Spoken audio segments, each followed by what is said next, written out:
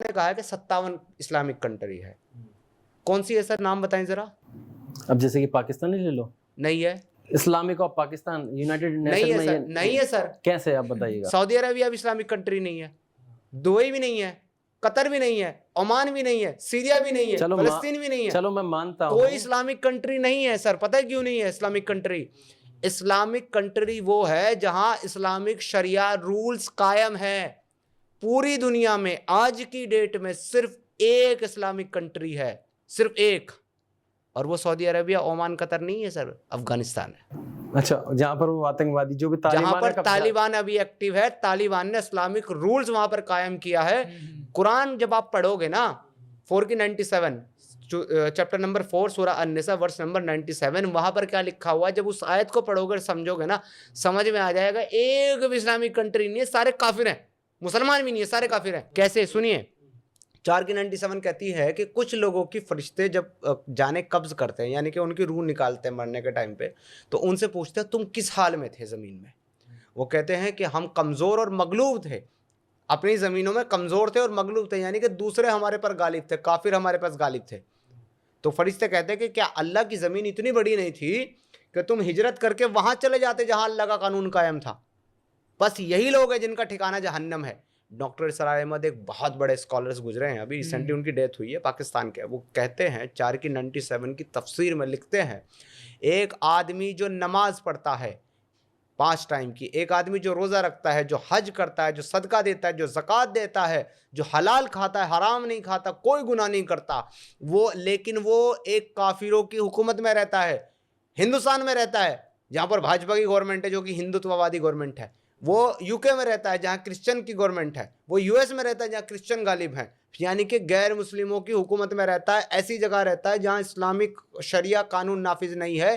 یہ آدمی 70% کافر ہے, اور قرآن کی آیت کے مطابق اس کا ٹھکانہ جہنم ہے, جب تک کہ وہ یہ نہ سوچے کہ اس نظام کو بدلنے کے لیے, یعنی یہ جو کافروں کا نظام ہے اس کو ختم کر کے اسلامک قانون, اسلامی نظام لانے کے لیے میں اپنی جان مال سب لگا دوں گا, اور اپنے بچوں کو بھی اس کام پر لگا دے, تب تک وہ کافر ہے.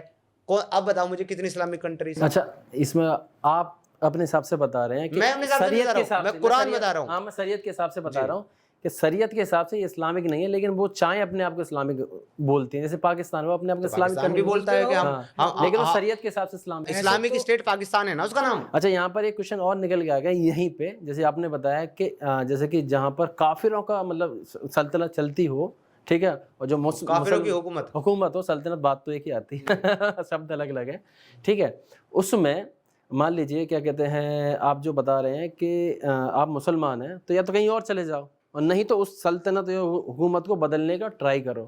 اور یہاں پر ایک یہی کوشچن نکل کے جائے, انڈیا میں جتنے بھی مسلمان ہیں, یہیں پر کوشچن ہے, کیا مائنڈ سیٹ ہے, کیا وہ یہ سوچ کے پالے بیٹھے ہیں کہ ایک روز جب ہوگی, جب مسلمان میجورٹی میں ہوگا تب اس تختہ پلٹ کر دیں گے؟ سارے نہیں. سارے نہیں. دیکھیے ایک بات بتاتا ہوں آپ کو, بھارت کے مسلمانوں کو 99% کو یہ پتہ ہی نہیں ہوگا کہ قرآن میں ایسا لکھا ہوا ہے. وہ پڑھتے ہی نہیں ہے. مولوی بتاتا نہیں ہے, مولوی التقیہ کر رہا ہے, اسے صرف چندہ لینا ہے, اسے بیوقوف بنانا ہے ان کا, تو وہ اپنے مطلب کی بات کرتا ہے بس, اور میٹھی میٹھی بات کر کے نکل جاتا ہے. ان کو پتہ نہیں ہے, جن کو پتہ ہے, جنہوں نے پڑھ رکھا ہے, ان کا مائنڈ سیٹ وہی ہے.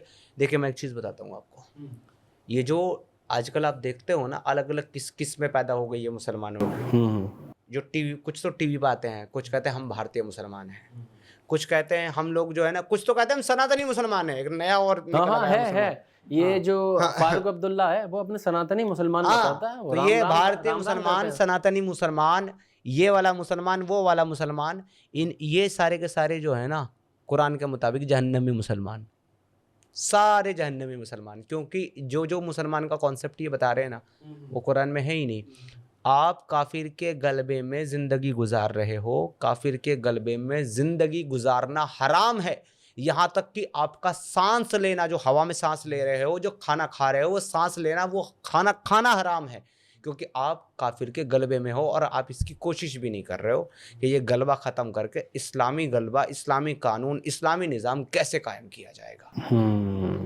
اس حساب سے, قرآن کے حساب سے تو یہی ہے. اچھا, یہاں پر میں ایک اور چیز